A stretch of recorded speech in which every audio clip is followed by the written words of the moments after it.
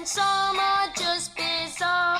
Understanding animals is good for us to do, because learning about animals helps us and helps them too.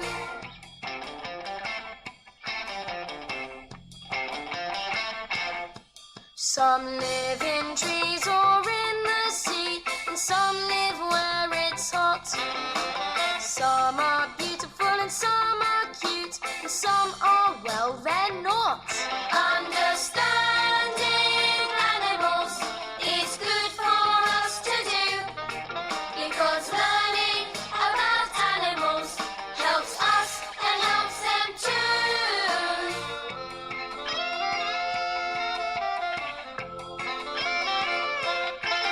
It's important to